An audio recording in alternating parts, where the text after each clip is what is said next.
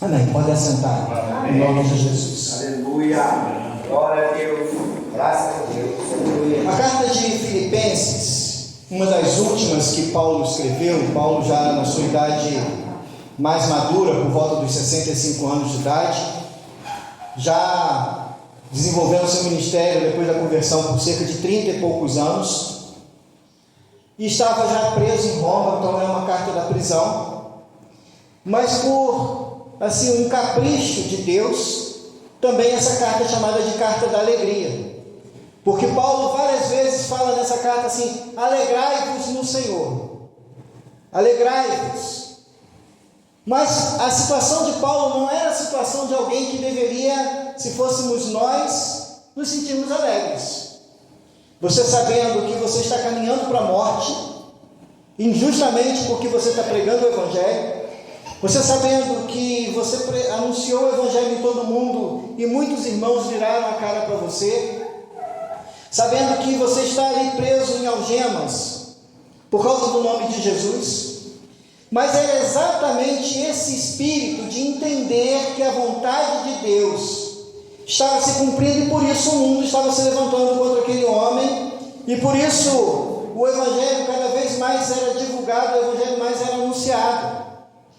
Paulo, ele faz uma menção aqui a tudo aquilo que ele deixou para poder caminhar com Cristo. Se você olha a história desse homem lá atrás em Atos, quando ele tem um encontro com Jesus, a gente cantou um hino aqui que falou a respeito de Estevão. Paulo consentiu na morte de Estevão. Quando Estevão estava sendo apedrejado, ele tomou as vestes das pessoas que estavam apedrejando, e então Paulo tinha autoridade talvez para impedir aquele apedrejamento, mas não fez nada. E ele tinha a intenção também de prender outros irmãos que estavam em Damasco, mas o Senhor aparece para ele de forma poderosa. E Paulo então vai se encontrar com discípulos em Damasco, vai passar um tempo da sua vida afastado dos holofotes. Paulo não começa logo a ser apóstolo, Paulo passa por um período de preparação de Deus na vida dele. São mais de 10 anos no deserto que Paulo passa, sendo treinado pelo próprio Senhor. São 3 anos de deserto e 10 anos na sua própria terra, em Tarsus, onde ele vivia, pregando o Evangelho sozinho, para só depois ele começar a ser reconhecido como um apóstolo e ter então a companhia de outros irmãos. E Paulo então ele precisa reaprender a sua experiência com Deus, ele precisa reaprender como servir a Deus, porque tudo aquilo que ele serviu a Deus até aquele momento da sua vida era inútil, tudo aquilo que ele estava fazendo até aquele momento era errado. Ele pensava que estava agradando a Deus com a sua religião, ele pensava que estava agradando a Deus com a sua maneira de servir a Deus, mas na verdade ele estava, ao contrário disso, indo contra Deus. E dessa forma Jesus então fala com Paulo na estrada de Damasco: Saulo, Saulo, por que me persegues? E de repente Saulo, quem está falando? Sou eu, Jesus, a quem você persegue.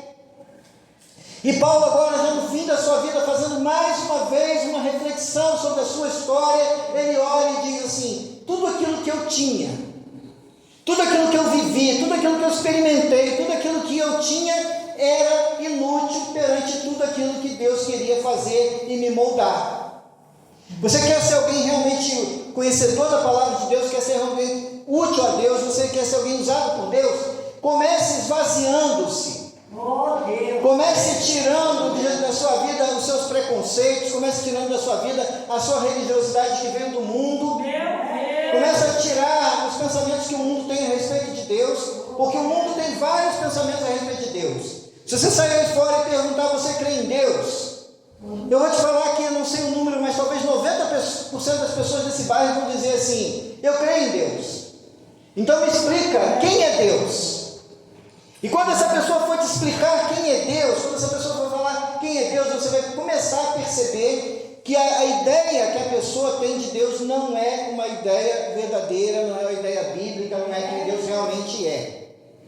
Mas algumas pessoas vêm para a igreja, passam até mesmo pelo batismo, se tornam membros da igreja e tal, mas continuam tendo conceitos do mundo em relação a quem é Deus. Paulo teve que se esvaziar disso.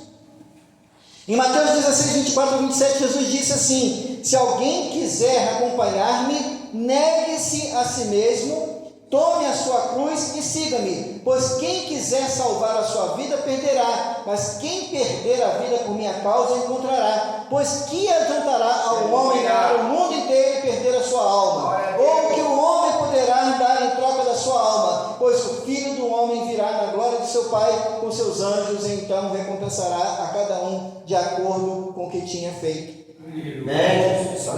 A primeira lição que Paulo aprendeu é que aquilo que ele tinha como a sua religiosidade não podia levá-lo para o céu.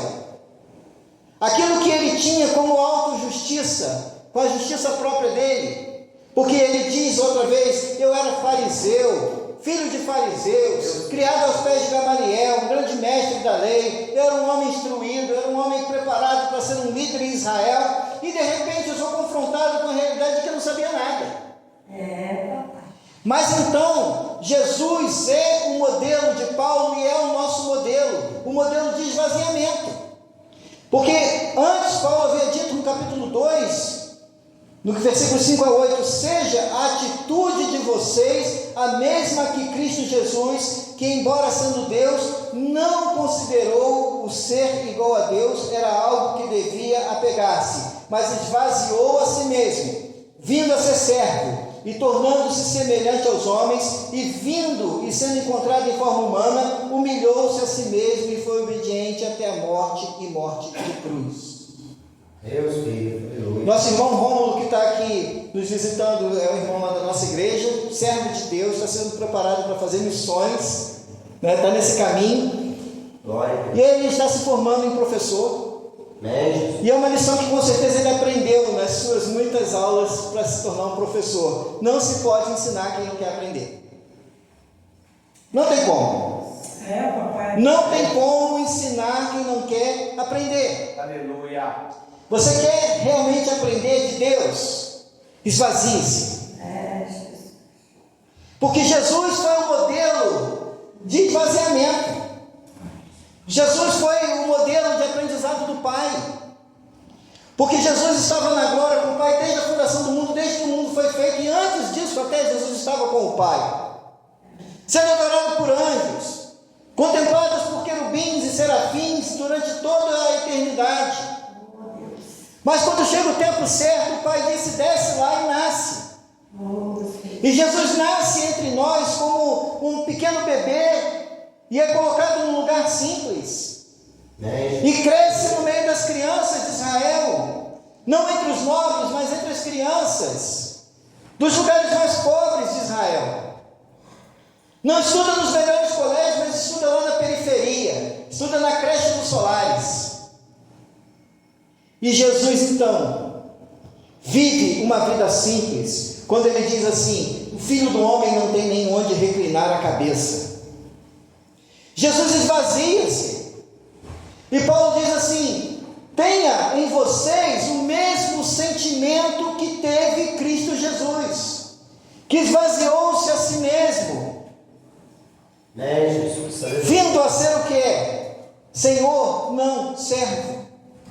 Quantas vezes Jesus chegou para os seus discípulos, principalmente perto da sua morte, quando ele pega lá aquela bacia com água, manda os discípulos colocar o pé para fora, tirar as sandálias, e ele resolve lavar os pés aos discípulos. E ali então os discípulos começam a olhar: Senhor, de maneira nenhuma, o Senhor vai fazer isso, porque isso é serviço de escravo. E Jesus olha para Pedro e fala assim: Pedro, se você não permitir eu lavar os seus pés, você não tem parte comigo. Aleluia. Aí Pedro fala assim: então o Senhor me dá logo um banho uma vez, eu quero ter muita parte com o Senhor. Aleluia. Aí Jesus fala assim: não, já basta lavar os pés, o resto já está limpo. Meu Deus. Faça isso com o seu irmão, lave os pés do seu irmão. Seja humilde. Porque aquele que quiser ser maior no reino de Deus, aprenda a ser menor, esvazie-se. Deus de glória. Por aí, João. A falsa religião Meu Deus. nos ensina a trilhar caminhos nossos para alcançar Deus. Você vê gente subindo escadaria de joelhos, você vê gente fazendo romaria para determinado lugar, você vê gente pagando promessa, você vê gente fazendo um monte de coisa para tentar agradar a Deus. Essa é a falsa religião, é o homem tentando encontrar a Deus por si mesmo. E Paulo tentava fazer isso de certa forma, achando que estava agradando a Deus, perseguindo os cristãos. Mas o interessante é que Paulo toma um choque quando ele percebe que ele sozinho não é suficiente para se salvar. Ele sozinho não é suficiente para alcançar a graça de Deus. E então ele percebe que ele precisa de Cristo. Jesus, aleluia. A palavra do Senhor já é profetizada em Oséias 11:4.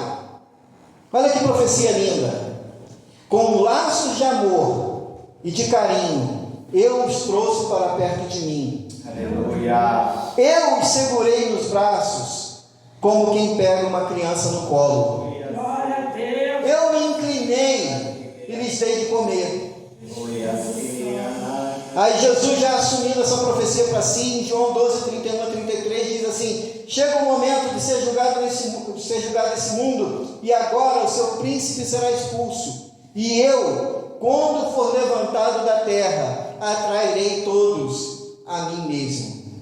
Somos nós que atraímos Deus? Não. Eu atrairei a mim mesmo, quando eu for levantado, quando eu morrer na cruz, quando eu for sepultado, quando ao terceiro dia eu ressuscitar, quando eu for levantado da terra, pelo poder da minha ressurreição, pelo poder daquilo que eu conquistei na cruz. Amém, Jesus, aleluia. E nós cantamos algumas vezes: tudo aquilo que Jesus conquistou na cruz é direito nosso, é nossa herança. Não que nós tenhamos isso por nós mesmos, mas Jesus garantiu isso para nós. E ele está dizendo: quando eu for levantado, atrairei todos a mim mesmo. E João 6:37-40: todo aquele que o Pai me dá, esse virá a mim, e o que vem a mim, de modo algum o lançarei fora. Graças a Deus, aleluia. Papai, aleluia. O Pai te atraiu a Ele. Glória, glória, glória. O Pai te atraiu a Cristo. Meu Deus. E Ele está dizendo: não vai te lançar fora. Amém. Aleluia. Ele está dizendo: eu te atraí com laços de amor. Eu te trouxe para perto de mim. Eu te segurei nos braços. Não foste vós que me amaste primeiro, mas fui eu que vos amei primeiro. Aí quando Paulo é confrontado com essa realidade desse amor de Deus, com a realidade de que ele estava procurando Deus no ódio, estava procurando Deus no rancor, ele estava procurando Deus nos seus próprios caminhos, e quando ele percebe que é o amor que salva, é a misericórdia que salva. Aleluia. Porque a verdadeira religião não é o homem procurando Deus, mas é Deus atraindo o homem para si. Amém, Jesus, aleluia. Não é aquilo que você faz para Deus, mas é aquilo que Deus fez para você. Todo aquele que o Pai me dá, esse virá a mim, e o que vem a mim, de modo nenhum lançarei fora, porque eu desci do céu não para fazer a minha própria vontade. Se Jesus desceu do céu, sendo Deus, para não fazer a própria vontade, por que a gente insiste em querer fazer a nossa vontade? Meu Deus, aleluia. Por que a gente insiste em fazer aquilo que está no nosso coração, em vez de fazer o que está no coração de Deus? Se Jesus, que é Deus, Ai, maravilhoso. Ele desce do céu para fazer a vontade de Deus e não a sua. Oh, Jesus. Ele diz assim: eu não desci para fazer a minha vontade, mas a vontade do Pai, Oh, a glória. vontade daquele que me enviou. E a vontade de quem me enviou é essa, que nenhum eu perca de todos o que o Pai me deu. Meu Deus, aleluia. Glória a Deus. É Ele que te fortalece todo dia, Glória a Deus. é Ele que te anima todo dia, é Ele que renova a esperança todo dia, é Ele que te faz vencer as lutas todos os dias. O homem que está dizendo isso é um homem sofrido, Aleluia. é um homem castigado, Meu Deus. É um homem que estava indo para a cruz, dizendo assim: quando eu vencer a morte, eu vou trazer todos para mim. Pelo grande amor de Cristo que nos amou antes da fundação do mundo, para sermos santos e irrepreensíveis em amor perante Ele. Oh, Espírito Santo. Porque nós somos geração eleita, sacerdócio real, nação santa, povo adquirido por Cristo. E aí, diante de tudo isso, que Paulo vai olhar para aquilo que Cristo ensinou, aquilo que Cristo falou para ele, aquilo que Cristo mostrou para ele, ele olha para tudo aquilo que ele vivia e diz: isso tudo não vale nada, porque o que eu preciso é desse amor, o que eu preciso é desse abraço, o que eu preciso é desse carinho, porque nós somos pequenos bebês no colo de Deus, e precisamos ser alimentados muitas vezes na boca. E precisamos daquilo que Deus prometeu para Israel, dizendo assim: olha, vocês são um bebê no meu colo e eu vou alimentar vocês na boca. Paulo olha para aquela história e diz assim: eu quero ser alimentado no colinho de Deus, eu quero ser abraçado. Ele diz assim: eu quero conhecer a Cristo. Está no versículo 10: eu quero conhecer a Cristo, ao poder da sua ressurreição e a participação em seus sofrimentos, tornando-me com Ele em sua morte, para de alguma forma alcançar a ressurreição dos mortos. Aleluia. Ele diz assim: eu quero conhecer mais de Cristo. Tem gente que fica só querendo conhecer o suficiente para ser salvo. Olha, eu ouvi a pregação, levantei a mão, aceitei Jesus, me batizei, sou membro da igreja, mandei fazer um cartãozinho de dízimo, venho no culto terça-feira, vou no culto no domingo e já basta. Meu irmão, há muito para você saber de Deus, há muito para você experimentar de Deus, há muito para você ter de Deus. Paulo passa de 3 anos no deserto experimentando da presença de Deus. O treinamento que os apóstolos tiveram, de Pedro, João, Tiago, Mateus, o treinamento que eles tiveram com Jesus caminhando pela Galileia, Paulo teve no deserto com o Senhor, no deserto da Arábia. E ele experimenta de Deus, ele conhece de Deus, e ele vê da glória de Deus, e ele diz: eu quero conhecer mais de Deus. A primeira coisa que a gente tem para conhecer a Deus é a respeito da pregação do Evangelho. Essa é a afirmação digna de confiança e todos devem aceitá-la. Cristo Jesus veio ao mundo para salvar os pecadores e eu sou o pior de todos. Como é que a gente é salvo? Como é que você foi salvo? Se você chegou aqui e disse assim: é porque alguém pregou e falou que eu estava com um problema na família e se eu viesse à frente, então os problemas da minha família seriam resolvidos. Não. Você recebeu uma oração para ser abençoado. Eu estava enfermo e alguém falou assim: vem à frente, porque se você aceitar Jesus, você vai ser curado. Não, você recebeu uma oração de cura. Agora, se você teve esse espírito de Paulo aqui de dizer assim: Deus enviou Cristo. Cristo veio ao mundo para salvar os pecadores. Glória a Deus. Mas eu sou o pior de todos. Glória a Deus. Aleluia, Jesus. É esse espírito.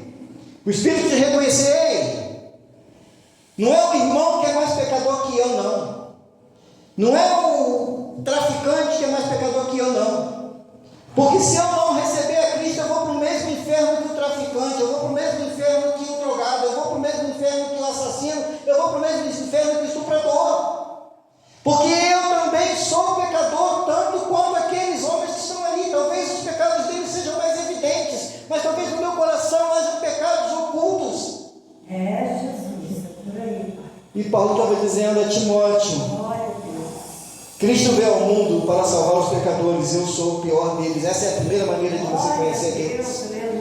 É esvaziando-se e dizendo assim: eu sou o pior dos pecadores.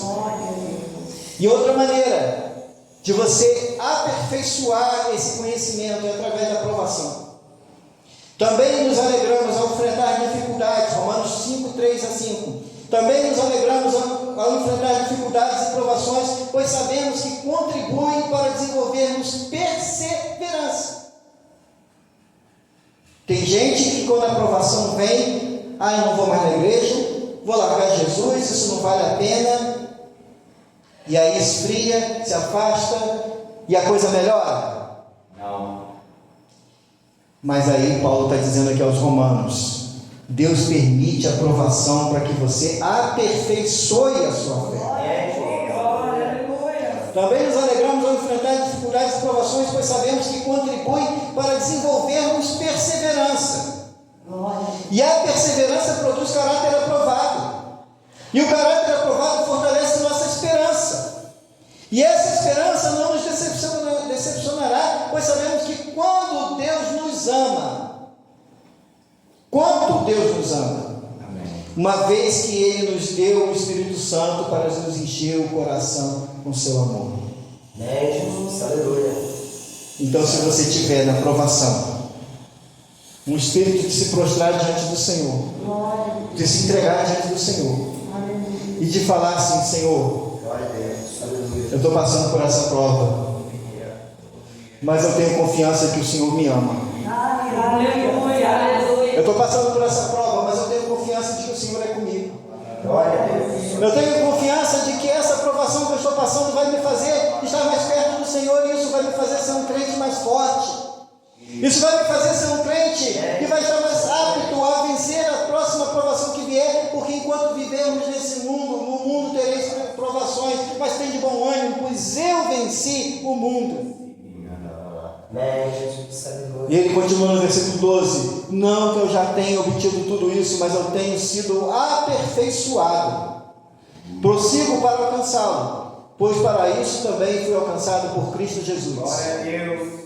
Irmãos, não penso que eu já tenha alcançado, mas uma coisa faço: esquecendo-me das coisas que ficaram para trás, avançando para as que estão adiante, prossigo para o alvo, a fim de ganhar o prêmio ao chamado celestial de Deus em Cristo Jesus. Glória a Deus.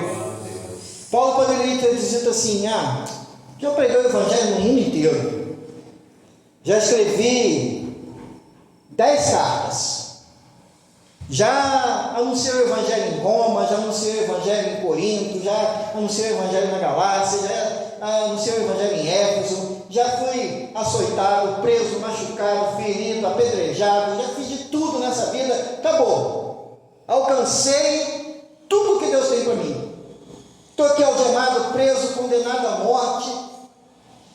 Esse homem diz assim: eu não obtive tudo, ainda não alcancei tudo, eu ainda tenho algo a ser aperfeiçoado em mim, ainda tenho algo a ser melhorado em mim, ainda tenho algo para Deus fazer na minha vida, ainda há algo que eu ainda preciso mudar, ainda preciso transformar alguma coisa na minha vida. Aleluia. Você precisa, eu preciso, nós precisamos entender que por mais que você tenha experimentado de Deus até hoje, Deus tem coisas novas para fazer na tua vida. Glória a Deus. Deus pode fazer coisas tremendas na sua vida, mas você não está dando espaço, eu não estou dando espaço. Quando eu olho para a história de homens de Deus que experimentaram coisas tremendas, eu falo assim: eu estou tão distante disso. Mas em vez de desculpar e dizer assim: é porque Deus ficou no passado, e no passado Ele fazia essas coisas. Não, Deus continua fazendo as mesmas coisas. O problema não está em Deus, o problema está em mim. Glória a Deus. Os últimos versículos, porque a gente tem um horário. Todos nós que alcançamos a maturidade devemos ver as coisas dessa forma. E se em algum aspecto vocês pensam de modo diferente, isso também Deus lhes esclarecerá. Ele estava rogando, dizendo assim: se você ainda não alcançou a compreensão daquilo que eu estou falando, se você ainda não teve a maturidade de entender que essas coisas são assim, são dessa maneira, eu peço a Deus que você possa pensar da mesma maneira, possa entender dessa maneira. Então que nessa noite, essa oração ela possa ser estendida para nós, para que a gente possa entender que aquilo que você trouxe do mundo, fica no mundo. Os conhecimentos que você tinha, os pensamentos que você tinha através das religiões pelas quais você passou, ficam para trás. Ô Senhor. Você precisa confiar na misericórdia. Você precisa confiar no amor. Você precisa confiar na graça. E quando você aprender a confiar na misericórdia descansar em Deus e vai dizer assim: Deus me ama. Aleluia. Glória a Deus. Sobre o Jesus. Logo, toda provação, toda luta, toda dificuldade vai ter um fim. Meu Deus. Aleluia. Todos nós que alcançamos a maturidade devemos ver essas coisas dessa forma. E se de algum aspecto vocês pensam de modo diferente, isso também Deus lhes esclarecerá. Tão somente vivamos de acordo com o que já alcançamos. E aí ele fecha esse pedaço dizendo assim: irmãos, sigam unidos o meu exemplo e observem os que vivem de acordo com o padrão que lhes apresentamos. Ele está dizendo assim: olha o meu sofrimento, olha tudo que eu passo, olha toda a minha dificuldade para servir a Cristo, e vê se em algum momento você me viu murmurando, Oh, Espírito. vê se em algum momento você viu lamentando essa escolha que eu fiz. Deus, aleluia. Nem quando eu estava lá preso em cadeias, Meu Deus. junto com Silas, açoitado, amarrado, eu blasfemei, mas adorei a Deus, mas o livramento veio. Aleluia. Deus. Que nessa noite, Glória a Deus. nesses poucos minutos que nós conversamos a respeito da palavra de Deus, Glória. possam ser guardados no seu coração, e que Deus fortaleça a fé de vocês, Glória a Deus. em nome de Jesus. Glória a Deus.